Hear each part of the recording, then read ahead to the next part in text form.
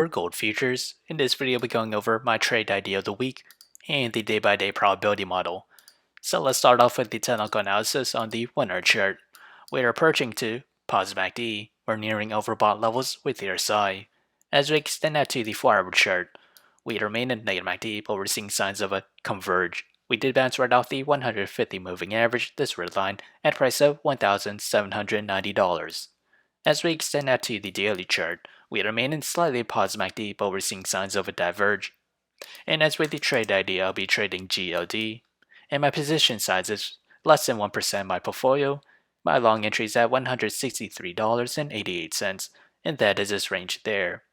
My sell target is at $170.28. My stop loss is at $160.95.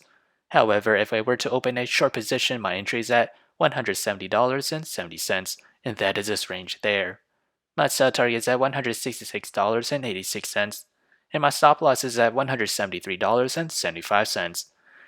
And as for how did I develop these trade ideas, it all comes from the day-by-day probability model.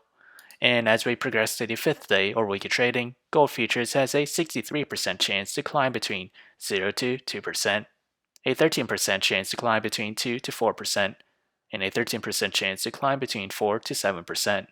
To the downside, it has a 13% chance to fall between 0 to negative 2%. So if you enjoyed this content, feel free to like, comment, subscribe, and thank you for watching.